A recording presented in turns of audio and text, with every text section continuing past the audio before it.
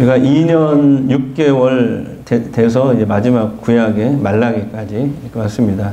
2년 6개월 전에 창세기부터 하나님의 구원사라는 이 큰 산맥을 따라서 이렇게 쭉 지금 왔는데 벌써 2년 6개월째입니다. 오늘이 구약 마지막입니다. 말라기서 우리 살펴보는데요.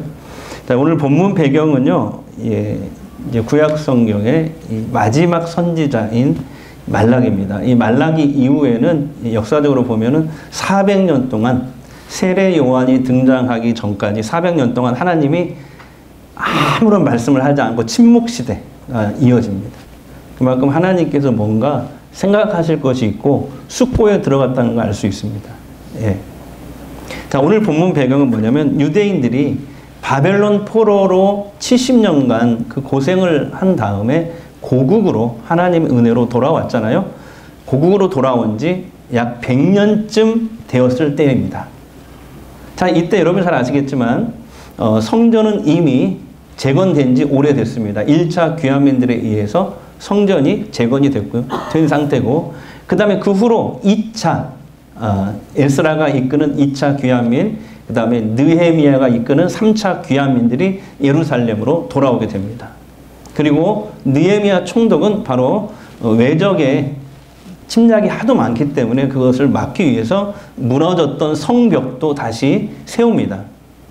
그러니까 이제 예루살렘에 성전도 재건이 됐고 무너졌던 성벽도 세워졌습니다. 그러나 백성들은 여전히 경제적으로 어려운 가운데 있는 거예요. 왜냐하면 당시에 페르시아의 통치를 받고 있었잖아요.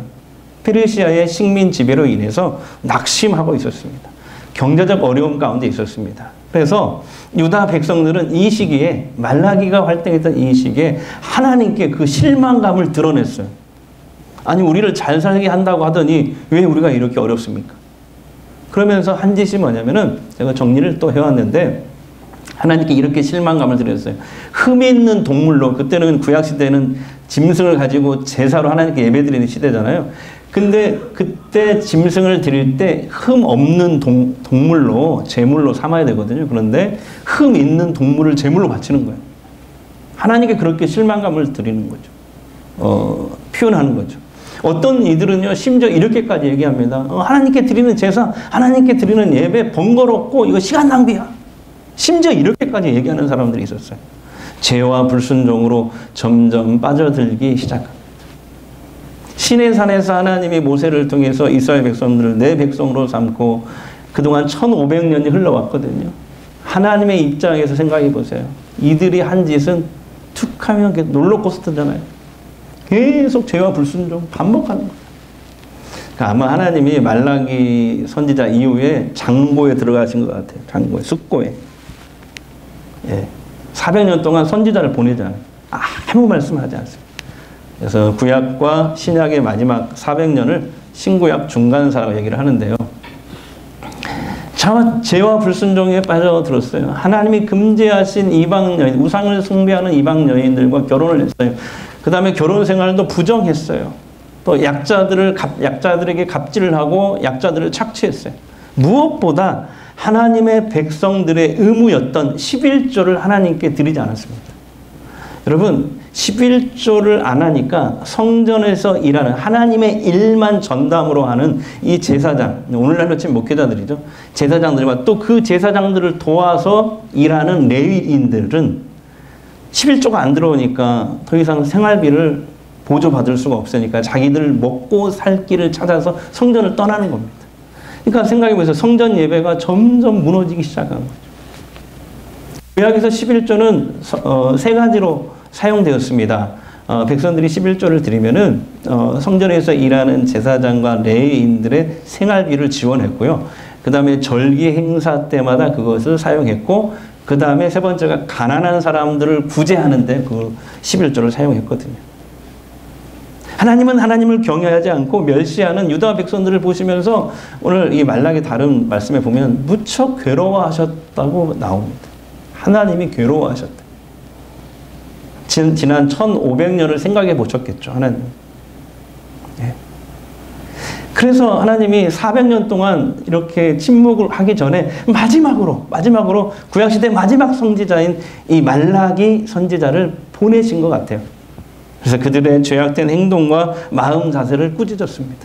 오늘 본문을 보면은 하나님은 하나님 경외, 다시 말하면 지난주 얘기했던 내게로 돌아와 그럼 내가 돌아가게, 이 말을 또 하거든요. 말라기를 통해서. 그러니까 하나님과의 관계 회복, 다시 말하면 하나님의 경외와 예배 회복을 위해서 온전한 11조를 드리라고 백성들에게 지금 말라기 선지자를 통해서 촉구하십니다. 심지어 하나님이 도둑과 저주라는 표현까지 쓰셨어요. 이런 거죠. 야 11조는 내 건데 그걸 니네들 마음대로 쓰니? 너희는 도둑이다. 그것 때문에 너희가 지금 저주를 받는 거야. 너희는 어렵다고 나를 탓하는데 아니야, 너희가 불순종하고 죄를 저지르고 있기 때문에 너희가 저주를 받고 있는 거야. 자, 본문 8절 9절을 읽겠습니다. 시작. 사람이 어찌 하나님의 것을 도둑질하겠느냐. 그러나 너희는 나의 것을 도둑질하고도 말하기를 우리가 어떻게 주의 것을 도둑질하였나이까 하는도다. 이는 11조와 봉헌물이라. 너희 곧 온 나라가 나의 것을 도둑질하였으므로 너희가 저주를 받았느니라. 오늘날에도 많은 성도들에게 있어서 11조의 생활하는 참 어렵습니다. 없어서 못 드리는 경우도 있고요. 대부분은 아까워서 못 드리는 거예요. 더 근본적인 문제는 뭐냐면 하나님께 대한 올바른 신앙이 정립되지 않아서 그래요. 모든 것이 하나님의 것입니다. 이 믿음과 고백이 없기 때문에 그래요. 온 세상의 창조주가 하나님이십니다. 내 생명과 소유, 재능, 또 내 자녀들 등등 모든 것이 다 내 것이 아닙니다. 다 하나님으로부터 온 것입니다.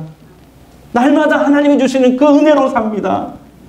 라고 믿고 고백할 수 있는 사람이어야 11조를 드릴 수 있거든요. 여러분, 11조는 단순히 헌금이라기보다 하나님께 대한 이 믿음과 고백이에요. 다 같이요. 모든 것이 하나님의 것입니다. 왜냐하면 사람들이 가장 두려워하는 돈의 숫자, 아까워하는 돈의 숫자가 11조거든요.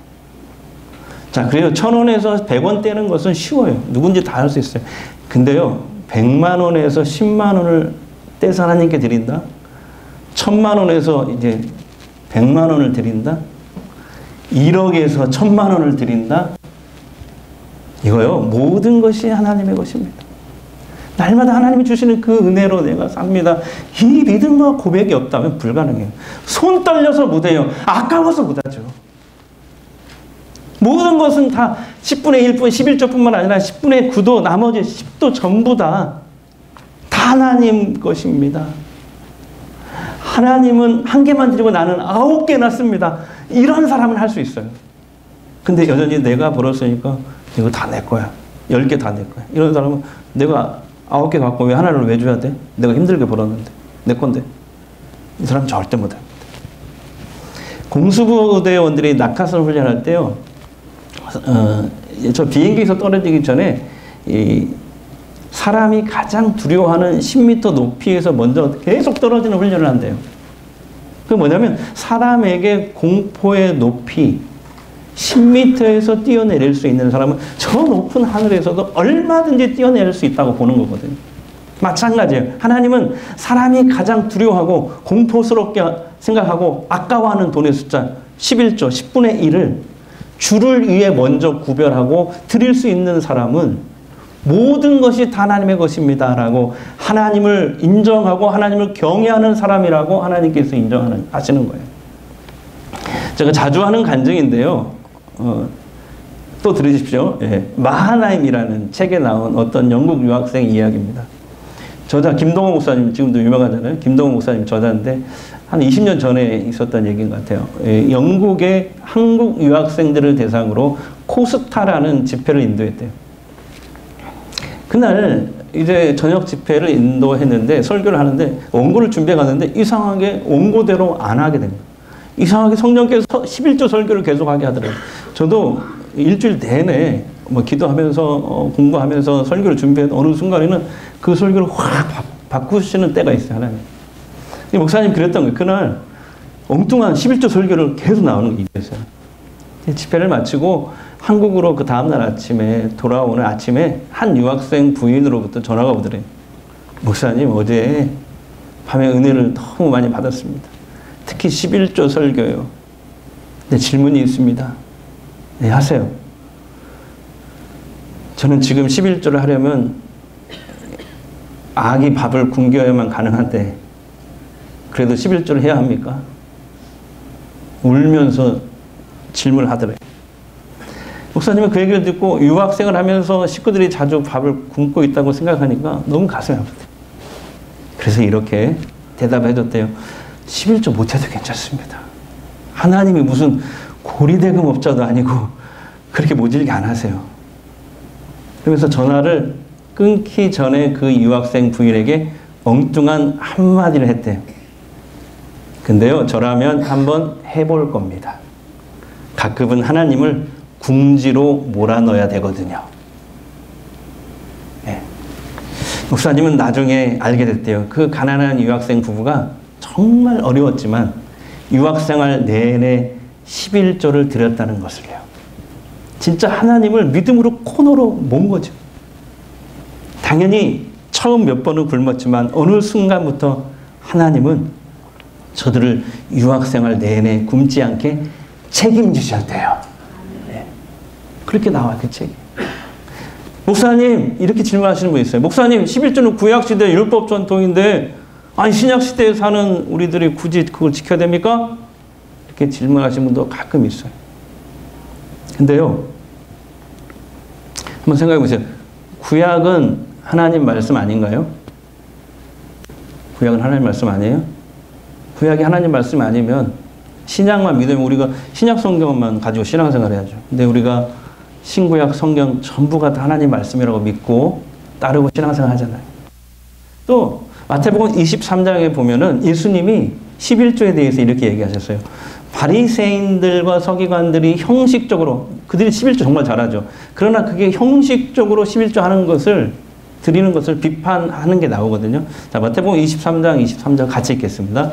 화 있을진저 외식하는 서기관들과 바리새인들이여, 너희가 박하와 회양과 근체의 11조는 드리되 율법에 더 중한 바 정의와 국률과 믿음은 버렸도다. 그러나 이것도 행하고 저것도 버리지 말아야 할 것이니라. 우리는 예수님의 말씀을 따르는 사람들이잖아요. 그리스도인. 예수님이 11조를 폐한 적이 없어요. 자, 이것도 행하고 저것도 버려야 되지만 말아야 된다. 무슨 말입니까? 주님은 11조를 드리되 평소 11조 정신으로 살아야 된다는 거예요. 11조 정신이 뭐냐? 오늘 예수님 얘기했잖아요. 구약에서 말하는 11조를 드리는 일은 형식이지만 그 내용은, 정신은 정의를 실천하고 긍휼을 베풀고 또 믿음, 모든 것이 다 하나님의 것입니다 하면서 항상 하나님이 베푸신 은혜에 감사할 줄 아는 이런 사람으로 살아야 된다는 거죠. 교만하지 않고. 지난주 최근에 그 진해로 목회지를 옮긴 1년 선배 목사님과 3달 만에 전화 통화를 하게 됐어요. 김제에 있다가 진해로 가셨거든요. 3달 됐는데 전화를 우연히 하게 됐어요. 근데 가가지고 부임 신방을 2달간 했대요. 그래서 이제 다 마쳤는데 부임 신방 마치고 전화를 하신 것 같아요. 그런데 그 교회 어느 성도 이야기를 저한테 해주시더라고요. 이분은 젊은 여성인데요. 얼마 전에 여러분 KBS 대하 드라마 고려 거란 전쟁 아세요? 어르신들 아시죠? 고려 유명한 대하 드라마잖아요. 대박을 친 굉장히 대작이죠. 고려 거란 전쟁 필름 감독이래요. 네, 여자분. 근데 신방할 때 이런 고백을 하더래요. 목사님, 제가 경제적으로 아무도 나를 써주지 않아서 경제적으로 너무 어려울 때가 있었대요. 네, 거의 백수 수준으로.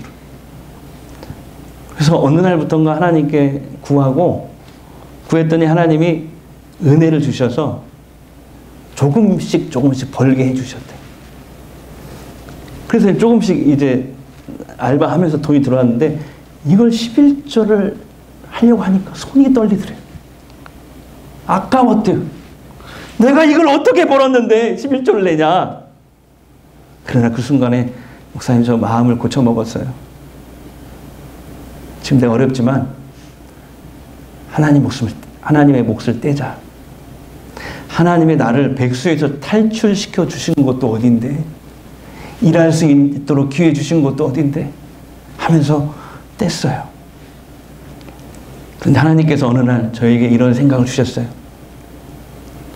내가 10의 9를 갖고 하나님의 10의 1만 갖는다는 게 과연 맞는 일인가? 사실 내가 가진 9도 다 하나님 거잖아. 근데 내가 9를 갖고 하나님께 1만 드리는 거 너무 적게 드리는 거 아닌가? 10이 다 하나님 거잖아. 이 모든 것이 다 하나님이 주신 것인데 내가 뭐라고 9를 갖냐? 이런 생각이 드는데요. 눈물이 핑 돌았대요. 이게 목사님께 한 그 자매의 이야기입니다. 이분은 그때부터 하나님의 베푸신 은혜를 늘 기억하면서 작은 일에도 감사하고 아무리 어려워도 11조를 꼬박꼬박 떼서 하나님께 드려야 돼요. 근데 놀라운 게 뭔지 아세요? 어느 순간부터 하나님이 막 일거리를 주시더래요. 막 구워주시더래요. 남의 일이라고 아멘도 안 하네요. 네. 네. 목사님, 지금은 제가 이렇게 잘 살아도 되나 싶을 정도로 하나님께서 축복을 주셨다. 고려 거란전도도 대박이 났고. 그래서 선배 목사님께 간증을 하더래요. 여러분, 지금 내가 누리고 얻은 것들 다 내가 한 것이라고 생각하십니까? 그럼 하나님 앞에 일도 못 드려요. 내가 가진 모든 것은 다 하나님의 것입니다.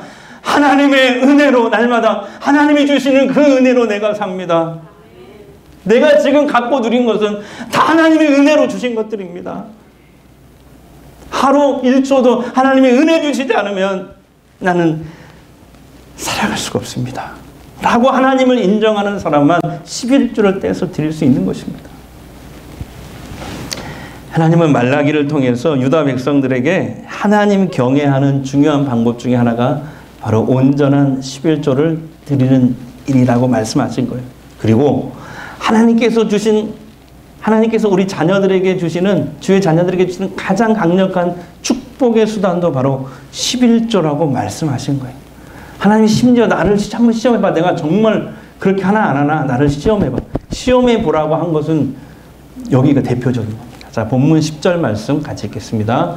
만군의 여호와가 이르노라. 너희의 온전한 11조를 창고에 들여 나의 집에 양식이 있게 하고 그곳으로 나를 시험하여 내가 하늘 문을 열고 너희에게 복을 쌓을 곳이 없도록 붙지 아니하나 보라.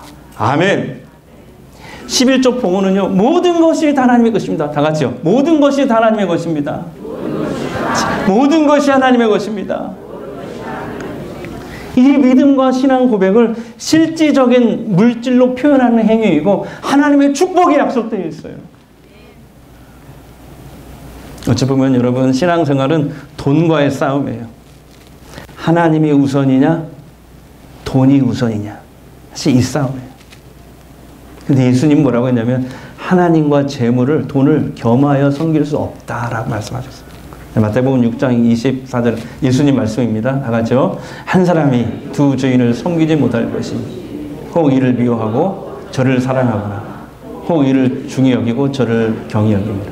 너희가 하나님과 재물을 겸하여 섬기지 못할 것이라. 이것은 돈에 대해서 가치관을 우리가 빨리 정하지 않으면 결국 진정한 신앙생활을 하기 어렵다는 걸 의미해요.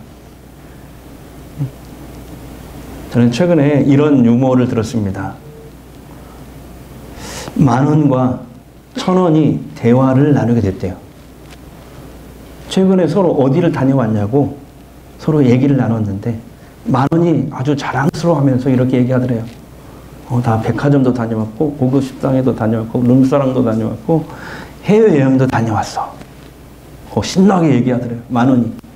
그러자 1,000원은 좀 이렇게 풀이 확 죽은 채로 이렇게 얘기해요. 나 주로 주일에 여행을 했는데 지난 주일에도 교회, 그 지난 주일도 교회, 저지난 주일도 교회 연속해서 방문하고 왔다고 말했대요. 여러분, 액수의 문제가 아니라 우리의 초라한 헌신을 풍자하는 그런 이야기라고 생각합니다. 실제로 많은 성도들이 11조를 아주 부담스럽게 생각해요. 제가 그동안 설교 파일을 봤더니 1년에 헌금 설교 할까 말까 하더라고요. 이 본문이 나왔을 때만 가끔 그것도 잘 하는데 오늘 어쩔 수 없이 나와서 한 거예요. 근데 많은 성도들이 11조 설교를 아주 싫어하고 부담스럽게 생각합니다. 오랜 신앙생활을 한 사람도 이 부분에서 자유롭지 못한 경우를 종종 봅니다. 그러나 여러분, 적어도 자기에게 들어온 소득의 10 가운데 1을 하나님께 감사함으로 드리지 못한다면 아직 그 사람은 하나님을 올바로 섬기지 못하고 있다고 할 수 있지 않을까요? 11조는 하나님의 명령이기도 하고 11조를 구별해서 드리면 하나님께서 반드시 축복해 주십니다.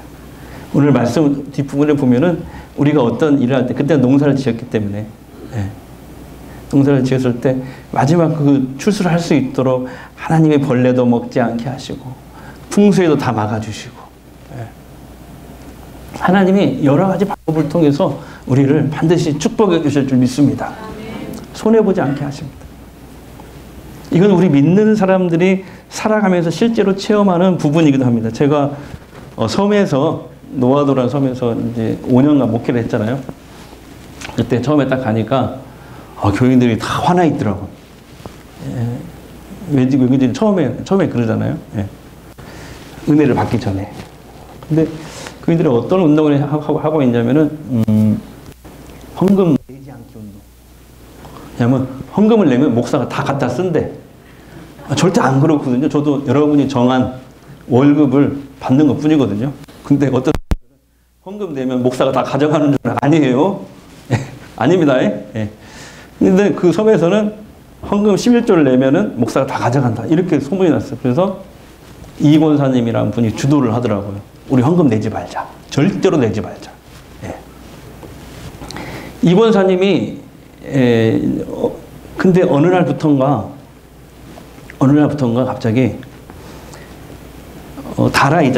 다라이를 하나 사가지고 이렇게 매일매일 배에서 잡아 올린 그 생선 뭐 얘기해 보세요. 뭐가 있죠?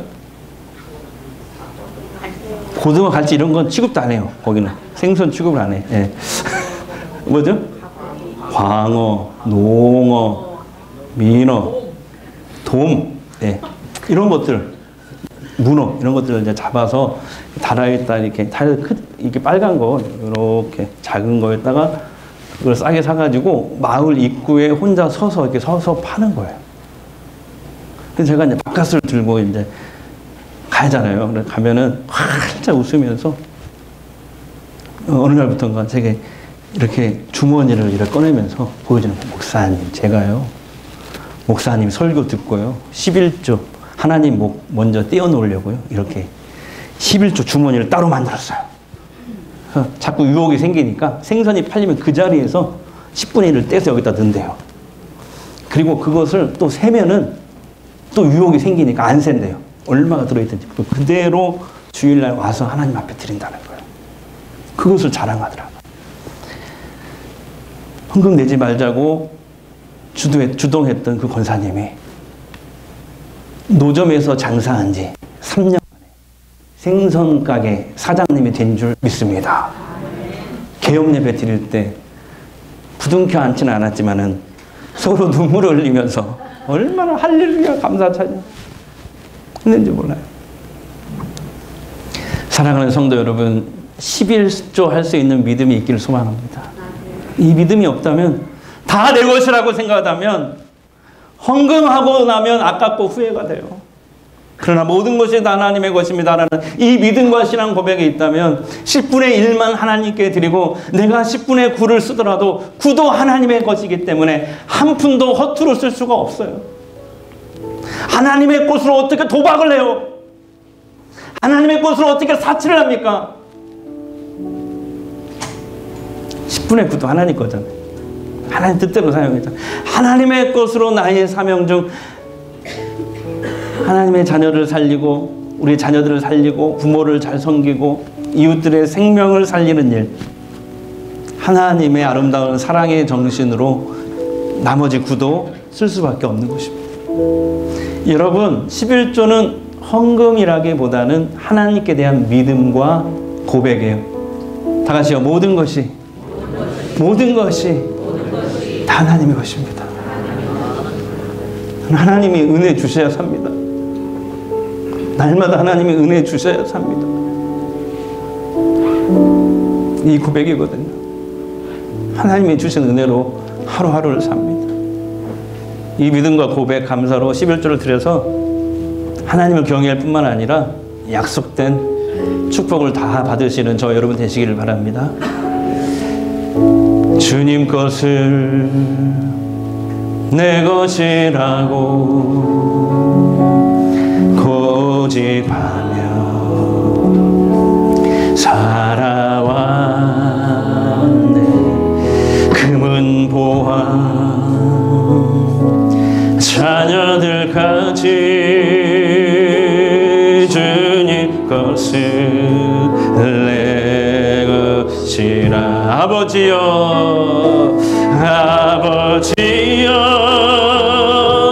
철없는 종을 용서하여 주옵소서. 맡긴 사명 맡긴 재물을 주를 위해 쓰려. 주님 사랑 받기만 하고 주님 사랑 받기만 하고 감사할 줄 몰랐네. 감사할 줄 몰랐었네. 주님 말씀 듣기만 하고 실행하지 못해.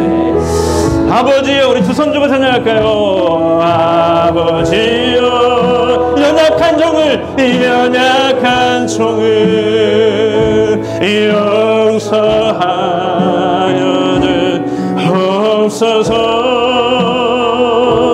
주님 명령 순종하며 주를 위해 살렵니다. 주를 위해. 우리 한 번만 더 크게 고백합니다. 아버지여,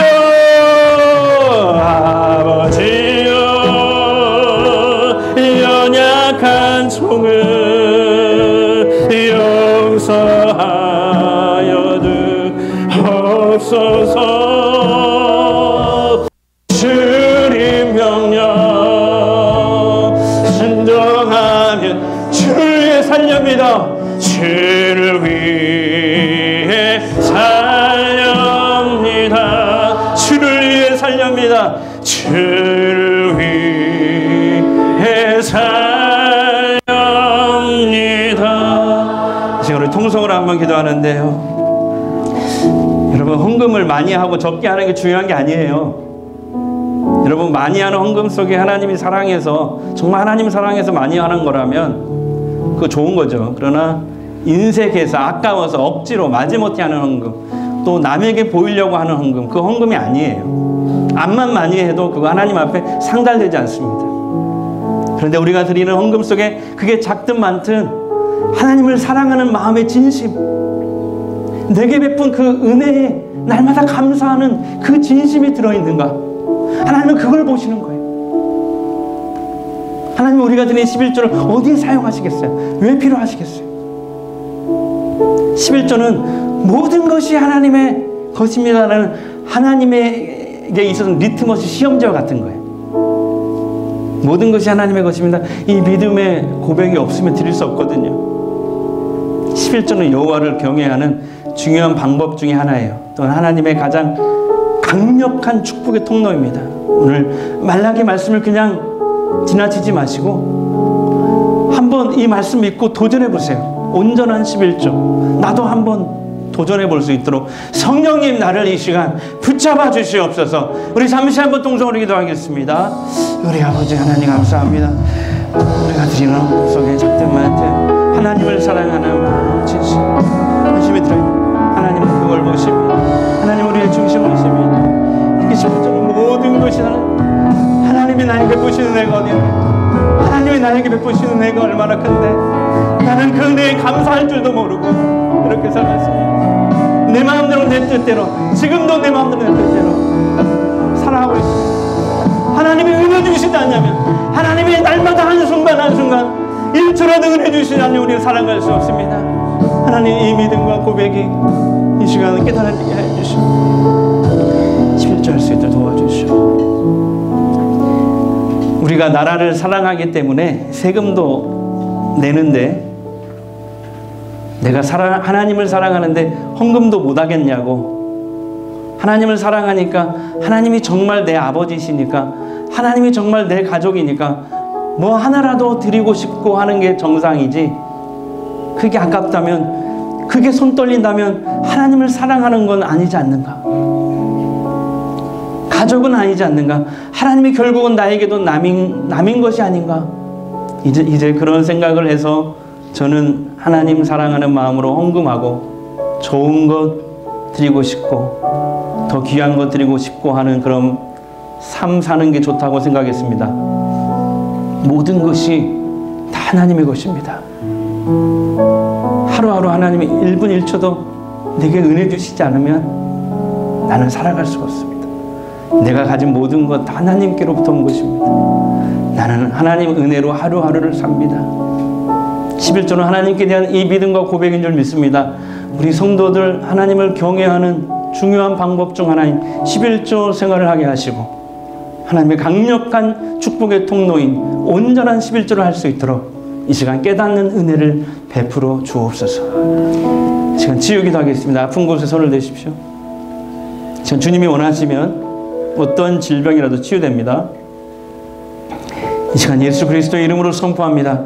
예수의 이름으로 명하노니 우리를 묶고 있는 모든 두려움은 떠나갈지어다. 절망은 떠나갈지어다. 나를 괴롭게 하는 질병은 떠나갈지어다. 자꾸 나를 우울하게 만들고 낙심케 하는 모든 어둠의 영은 예수의 이름으로 저주받고 떠나갈지어다.